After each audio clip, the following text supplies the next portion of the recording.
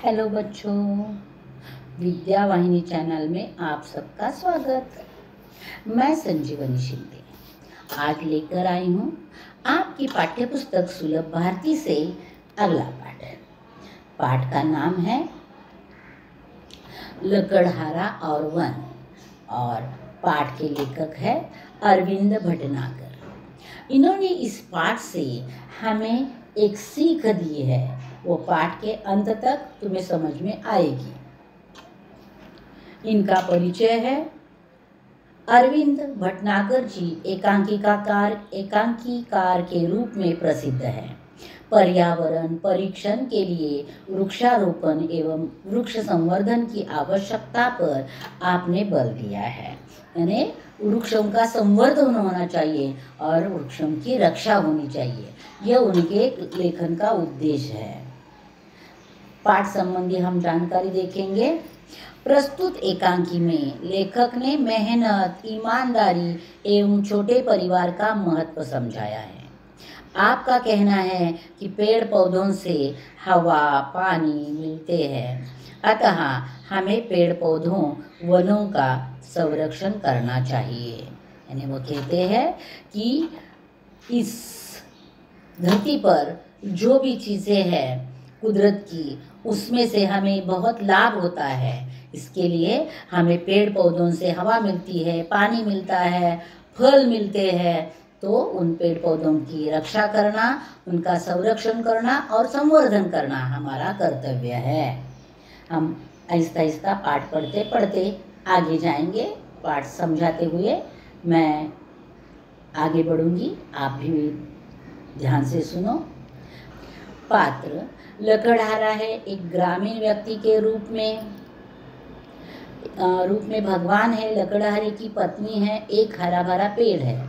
पहला दृश्य जो रंगमंच पर दिखाई दे रहा है वो क्या है, तो एक लकड़हारा टहलता हुआ मंच पर आता है।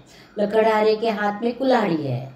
वह पेड़ के पास आकर रुक जाता है और क्या होता है देखो, हमें दिखाई दे रहा है लकड़हारा हाथ में कुल्हाड़ी लेकर पेड़ों के पास आया है। लकड़हारा पेड़ को देखता है और बात करता है, चलो आज इसी पेड़ को काटें, इससे आज की रोटी का इंतजाम हो जाएगा। वो पेड़ की ओर देखता है और कहता है कि इसी पेड़ को मैं काटता हूँ इस कुल्हाड़ी से, और अगर इस पेड़ को काटा मैंने और लकड़ियाँ बेची तो आज की रोटी का इंतजाम हो जाएगा। पेड़ की डाल काटने के लिए कुल्हाड़ी चलाता है, पर कुल्हाड़ी हाथ से छूटकर नदी में गिर जाती है। वह कुल्हाड़ी उठाता है और मारने की कोशिश करता है, लेकिन हाथ से कुल्हाड़ी छूटती है और नदी के पानी में गिर जाती है। अब लकड़हारा बहुत चिंतित हो जाता है। उसे लगता है, वो चिंतित एवं दुखी स्वर में कहता है, हे भगवान, मेरी कुल्हाड़ी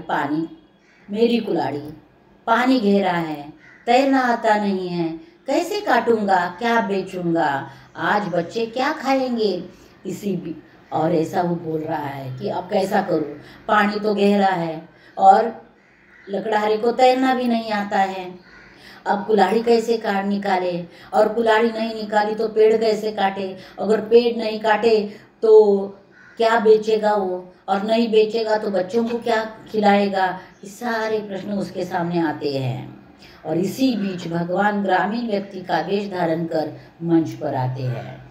ग्रामीण व्यक्ति का वेश धारण करके भगवान रंगमंच पर आते हैं। तो क्या कहते हैं देखो, वो ग्रामीण है, भगवान एक गांव देहाती के रूप में आए हैं, तो उन्हें ग्रामीण का है। ग्रामीण बड़े दुखी लग रहे हो, क्या हुआ, तो वह ग्रामीण उस लकड़हारे को पूछते हैं कि तुम दुखी दिख रहे हो, क्या हुआ है। लकड़हारा दुख भरे शब्दों में, क्या कहूँ भाई, अचानक मेरी कुल्हाड़ी नदी के गहरे पानी में गिर पड़ी, मेरा तो सब कुछ चला गया। वो बता देता है अपना दुख, क्या कहूँ मैं, मेरी एक ही कुल्हाड़ी थी जिससे मैं पेड़ काटता था और बेचता था और अपना घर का कारोबार चलाता था, लेकिन अब क्या करूँ, मेरी कुल्हाड़ी पानी में गिर गई है। ग्रामीण, हाँ भाई तुम्हारा कहना तो ठीक है, सही है। तो लकड़हारा, भाई तुम मेरी मदद कर सको तो बड़ा उपकार होगा। कौन सी मदद करने के लिए बोल रहा है? वह पानी की कुल्हाड़ी निकालने के लिए, क्योंकि उसे करना नहीं आता ना। ग्रामीण, ठीक है, तुम दुखी मत हो, मैं कोशिश करता हूँ। यह कहकर ग्रामीण नदी में कूदा और एक चांदी की कुल्हाड़ी निकाल कर बाहर आया। अरे भाई, तुम कितने भाग्यवान हो, लो तुम्हारी चांदी की कुल्हाड़ी। वो चांदी की कुल्हाड़ी देता है, दिखाता है। लकड़हारा बहुत ही ईमानदार है, वो कहता है नहीं भाई, यह कुल्हाड़ी मेरी नहीं है। फिर ग्रामीण, ठीक है, एक बार फिर कोशिश करता हूँ। नदी में फिर कूदता है और सोने की कुल्हाड़ी निकाल कर बाहर आता है। तो लकड़हारा आश्चर्य से, क्या कुल्हाड़ी मिल गई भाई? फिर दोबारा जैसे ही ग्रामीण ऊपर आने लगता है, वह लकड़हारा चकित होकर फिर पूछता है कि मेरी कुल्हाड़ी मिल गई? तो ग्रामीण कहता है, हाँ मिल गई, लो यह सोने की कुल्हाड़ी। वो दोबारा सोने की कुल्हाड़ी लाता है और कहता है कि अब यह सोने की कुल्हाड़ी मिली है, ले लो।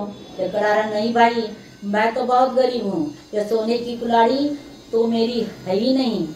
दुखी होकर, खैर जाने दो भाई, तुमने मेरे लिए बहुत कष्ट उठाए, और यह चांदी की भी कुल्हाड़ी और सोने की कुल्हाड़ी मुझे नहीं चाहिए, क्योंकि मैं बहुत गरीब हूँ और मुझे यह नहीं चाहिए। और वह धन्यवाद मानता है और चलने की कोशिश करता है, लेकिन ग्रामीण उसे बीच में ही रोक कर कहता है, नहीं भाई नहीं, इसमें कष्ट की क्या बात है? मुसीबत के समय एक दूसरे के काम आना तो हमारा धर्म है। मैं एक बार फिर कोशिश करता हूँ। और वो कहता है ग्रामीण कि नहीं नहीं, ऐसा धन्यवाद बोलने की बात नहीं है, क्योंकि किसी के भी बुरे समय में अथवा कष्ट में उसको मदद करना हमारा कर्तव्य है, और वही मैंने किया है। तो तुम रुको थोड़ा, मैं और एक बार कोशिश करता हूँ नदी में डुबकी मार लगाकर। ग्रामीण, लो भाई, इस बार तो यह लोहा ही था, हाथ लग गया। और तब ग्रामीण कहता है कि देखो, मैंने तीसरी बार भी डुबकी लगाई, अब इस बार मेरे हाथ में लोहा आया है। तो लकड़हारा अपनी लोहे की कुल्हाड़ी देखकर खुश हो उठता है। जब ग्रामीण के हाथ में अपनी लोहे की कुल्हाड़ी देखी तो वो खुश होता है और कहता है, तुम्हारा ये उपकार मैं जीवन भर नहीं भूलूंगा, भगवान तुम्हें सुखी रखे। और वह आशीर्वाद तौर पर वह बोलता है कि भगवान तुम्हें सुखी रखेगा, क्योंकि तुमने मुझे मेरी बहुत बड़ी मदद की है। ग्रामीण, एक बात मेरी समझ में नहीं आई। वो पूछता है भगवान, लकड़हारा हाथ जोड़कर, वह क्या? लकड़हारा पूछता है, कौन सी बात तुम्हें समझ में नहीं आई? ग्रामीण कहता है, मैंने तुम्हें पहले चांदी की कुल्हाड़ी दी, फिर सोने की दी, तुमने नहीं ली, ऐसा क्यों? क्योंकि चांदी की अथवा सोने की कुल्हाड़ी बेचता तो उसे पैसे मिल जाते, लेकिन वो लेता नहीं है, ऐसा क्यों किया? तो लकड़हारा जवाब देता है, दूसरे की चीज को अपनी कहना ठीक नहीं है। मेहनत और ईमानदारी से मुझे जो भी मिलता है वही मेरा धन है। ग्रामीण चला जाता है और भगवान के रूप में मंच पर फिर से आता है, और वो कहता है कि मेरा धन मेरी मेहनत है और ईमानदारी है। ग्रामीण को बहुत अच्छा लगता है, वो वहाँ से चला जाता है और फिर आता है मंच पर। तब वह भगवान का रूप लेकर आया है, भगवान ही आए हैं अपने रूप, सत्य रूप में। भगवान, धन्यवाद, धन्य हो भाई, मैं तुम्हारी ईमानदारी से बहुत प्रसन्न हूँ, लेकिन एक शर्त पर, तुम हरे भरे पेड़ों को नहीं काटोगे, न ही लालच में पेड़ पर जरूरत से अधिक सूखी लकड़ी काटोगे। और भगवान कहते हैं कि धन्य हो भाई, मैं तुम पर बहुत खुश हूँ, क्योंकि तुम ईमानदार व्यक्ति हो, लेकिन मैं एक शर्त तुम्हें रखता हूँ, आज के बाद कभी भी तुम हरे भरे पेड़ नहीं काटोगे, और सूखे पेड़ भी जरूरत से ज़्यादा नहीं काटोगे। लकड़हारा कहता है, मुझे शर्त मंजूर है, और पर्दा गिरता है। अब पर्दा गिरता है और दूसरा दृश्य शुरू हो जाता है। मंच पर एक लकड़हारा सो रहा है, मंच के पीछे से उसकी पत्नी आवाज देती है। मंच पर लकड़हारा सोया है और मंच के पीछे से उनकी पत्नी आवाज दे रही है। क्या कहती है देखो? पत्नी, अरे रामू के बापू, घोड़े बेचकर सो रहे हो क्या? आज लकड़ी काटने नहीं जाना है? घोड़े बेचकर सोना है, निश्चिंत होना, बिना चिंता के सोना। लकड़ी काटने की याद दिला रही है। जाता हूँ भगवान, अपनी कुल्हाड़ी उठाकर जंगल की तरफ जाता है। मन ही मन सोचता है, जिधर देखो दूर तक जंगल का पता नहीं, जो थे वे कटते जा रहे हैं और उनकी जगह खड़े हो रहे हैं सीमेंट के जंगल। यानी वह अपने घर से बहुत दूर जाता है। पहले तो पास में ही लकड़ियाँ मिलती थी, लेकिन अब नहीं मिल रही है, उसे बहुत दूर जाना पड़ता है। वो सोचता है कि लकड़ियों का जंगल खत्म होते जा रहा है और सीमेंट का जंगल उस जगह पर खड़ा होता जा रहा है। ऐसा कैसा चलेगा, ऐसा उसके मन में आता है। अचानक उसे चोट लगती है, वह चीख उठता है, फिर एक पेड़ की छांव में बैठ जाता है। उसके पैरों को जो ठेंच लगती है, चोट आती है, तो वह नीचे झुक कर देखता है और दर्द के मारे वह उस पेड़ की छांव में, पास में ही एक पेड़ था, उस पेड़ की छांव में बैठ जाता है। तो उसे बहुत अच्छा लगता है क्योंकि पेड़ की छाया ठंडी थी। आहा, कितनी ठंडी छाया है, सारी थकान दूर हो गई। अब इस पेड़ के नीचे से उठकर अपनी कुल्हाड़ी संभालता है और फिर वह अपनी कुल्हाड़ी संभालते हुए उस ठंडी ठंडी छाया से उठ जाता है। चलो यही सही, इसे ही साफ करें। यानी वह सोचता है इसी पेड़ को ही साफ करता हूँ। कुल्हाड़ी चलाने की मुद्रा में हाथ उठाता है और उस हरे भरे पेड़ को काटने के लिए हाथ उठाता है, कुल्हाड़ी उठाता है। तब पेड़ बात करता है, अरे अरे यह क्या कर रहे हो? पेड़ पूछता है। लकड़हारा चौंक कर, कौन? आसपास नजर दौड़ता है, नहीं इधर उधर कौन है, किसने मुझे बोला? यह देखकर नजर घुमाता है, लेकिन उसे कोई दिखाई नहीं देता। तो फिर पेड़ बोलता है, अरे भाई यह तो मैं हूँ। लकड़हारा डर कर, कौन? भूत? यानी उसे लगता है कि पेड़ तो नहीं बोल सकता, यह शायद भूत होगा, और इस कल्पना से ही वो डर जाता है। पेड़, डरो नहीं भाई, मैं तो पेड़ हूँ, पेड़। और तब पेड़ कहता है कि डरो मत, मैं भूत नहीं हूँ, मैं पेड़ हूँ, जिसकी छाया में आप बैठे थे वही पेड़ मैं हूँ। लकड़हारा आश्चर्य से, पेड़ क्या तुम बोल भी सकते हो? पेड़, भाई मुझ में भी प्राण है, तुम मुझे बेकसूर पर क्यों वार कर रहे हो? तो पेड़ कहता है कि हाँ, मुझ में भी जान है, मैं बेकसूर हूँ, मैंने तुम्हारा कोई गुनाह नहीं किया। बेकसूर यानी गुनाह न किया हुआ, तो मैंने तुम्हारा कोई गुनाह नहीं किया है, तो तुम मुझ पर वार क्यों कर रहे हो?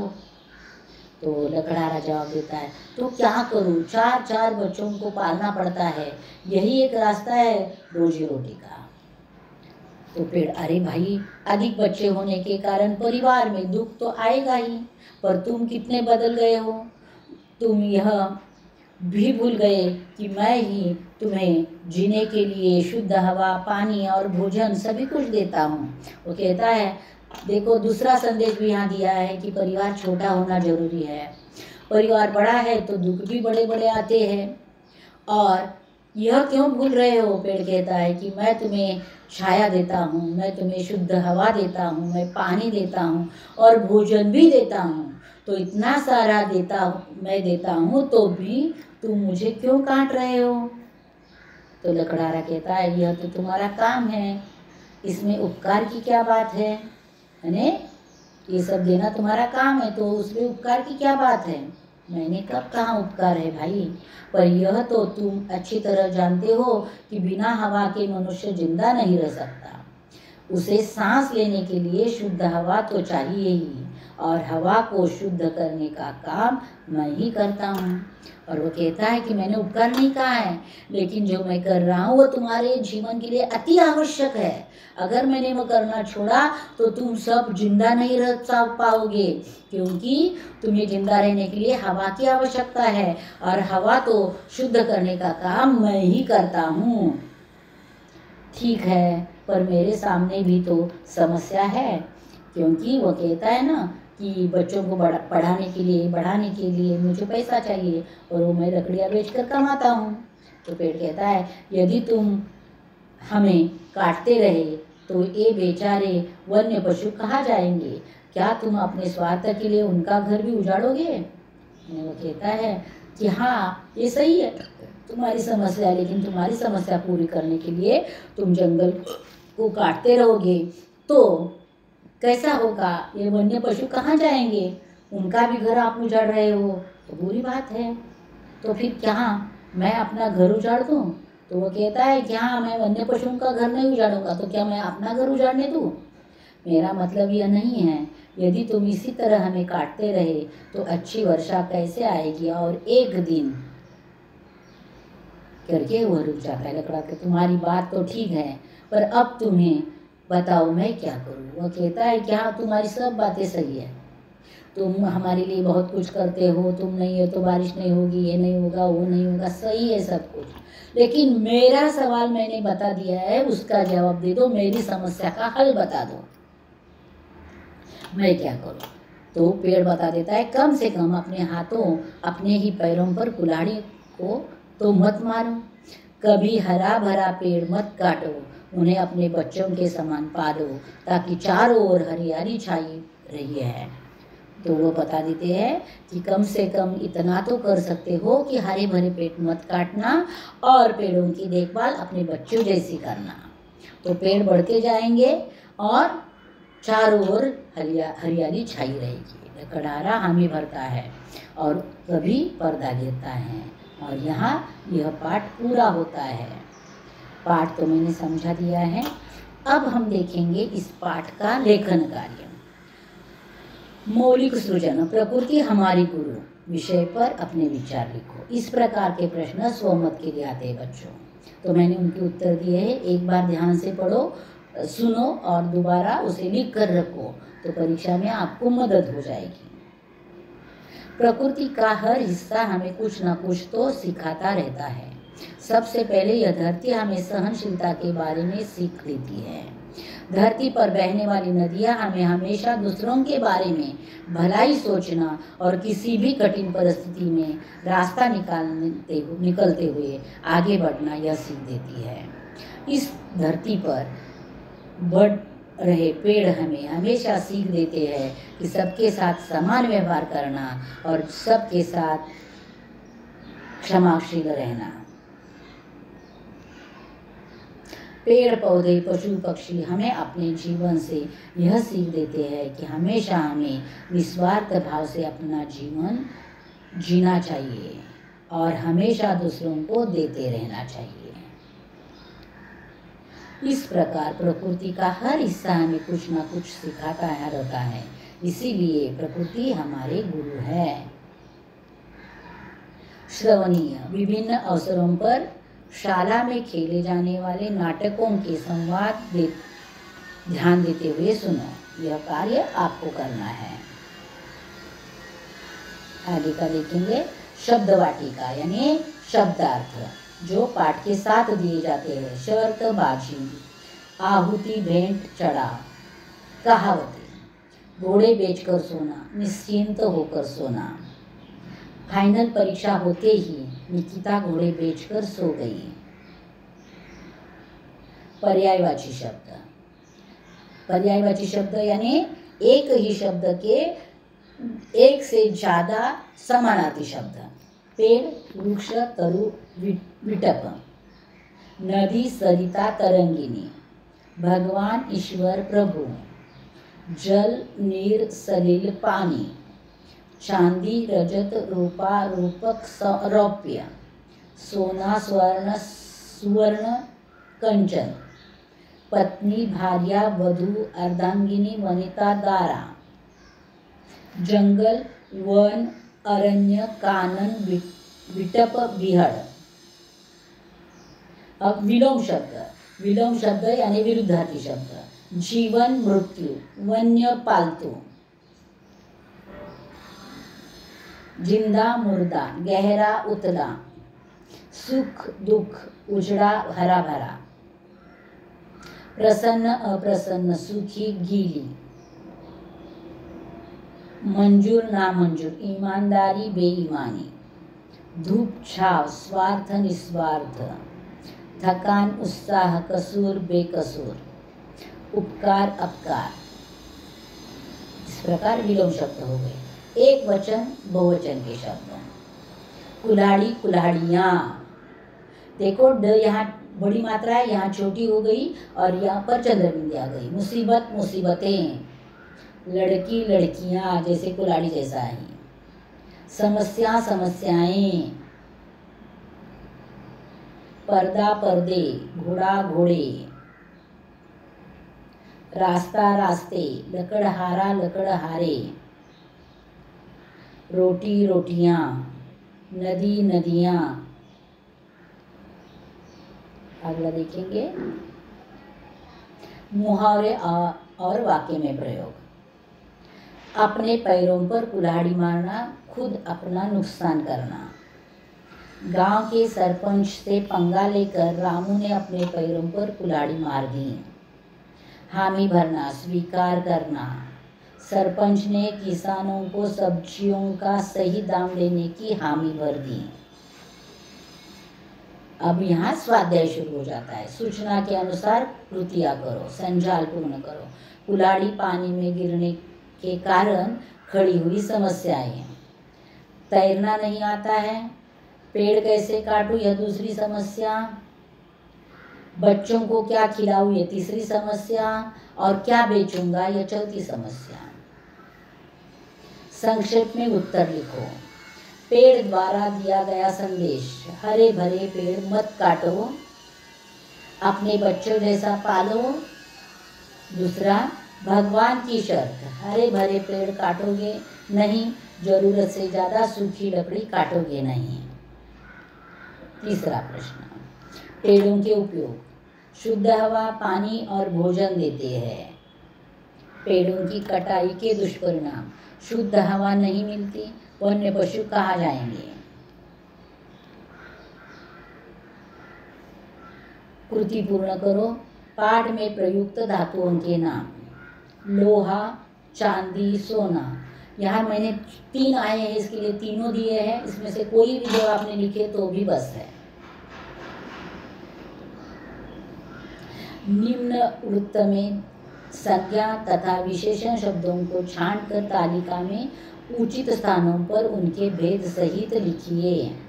देखो, मैंने कोष्टक में वो शब्द दिए हैं, आपकी पाठ्य पुस्तक में एक सर्कल दिया है और उस सर्कल में ये शब्द है, और बाजू में एक चार्ट दिया है, टेबल दिया है।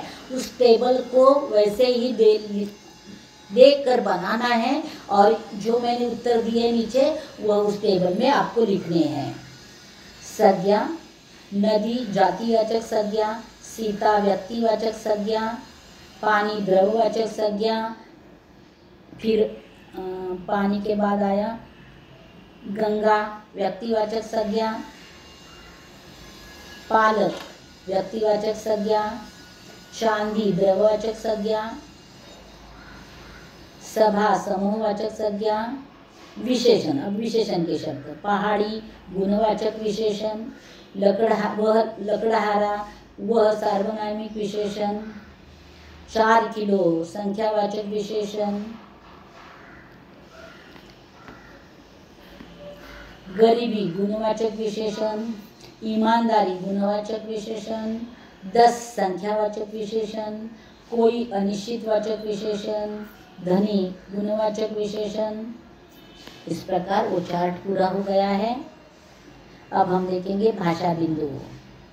भाषा बिंदु में हमें देखना है पाठ में प्रयुक्त कारक विभक्तियों को ढूंढकर उनका वाक्य में प्रयोग करो। वो अभी मैंने उत्तर सही दिया है, अच्छे से याद करो। ग्रामीण ने कुल्हाड़ी निकाली, ने कर्ता कारक। लकड़हारे ने कुल्हाड़ी से पेड़ काटे, से कर्म कारक। अरे भाई, अधिक बच्चे होने के कारण परिवार में दुख तो आएगा ही, अरे भाई संबोधन कारक। स्वयं अध्ययन में दिया है, किसानों के सामने आने वाली समस्याओं की जानकारी प्राप्त करके उन समस्याओं को दूर करते हेतु चर्चा करो। किसान रात दिन पसीना बहाकर अपने खेतों में मेहनत करता है, लेकिन जब उसके अनाज हो या फल हो या सब्जी हो, खरीदते वक्त कम से कम दामों में खरीदी जाती है। सामान्य लोगों को जब वह बेची जाती है, ज़्यादा से ज़्यादा दामों में बेची जाती है। किसान की मेहनत देखकर सरकार की तरफ से किसान की अनाज, फल और सब्जियों को सही दाम में खरीदने की व्यवस्था करनी चाहिए। किसान को बोने के लिए बीज और औजार कम से कम पैसों में खरीदने की सुविधा उपलब्ध करा देनी चाहिए। अगर इतनी सुविधा भी हो गई तो भी किसान बहुत ही मेहनत कर अनाज का उत्पादन बढ़ाता रहेगा। यह हो गई किसान के बारे में जानकारी। अब इसके बाद आता है मैंने समझा। देखो मैंने पाठ समझा दिया है, पाठ के साथ जितने भी 100 मत के प्रश्न हैं सभी के उत्तर दिए हैं। आपका काम बहुत आसान किया है, लेकिन मैंने समझा यानी यह पाठ पढ़ने के बाद आपने क्या समझा वह 4-5 वाक्यों में आपको लिखना है, वह आप ही करोगे। यहाँ अपना पाठ पूरा होता है। अगला पाठ लेकर मैं जल्दी वापस आऊँगी, तब तक इंतज़ार में रहना। धन्यवाद बच्चों।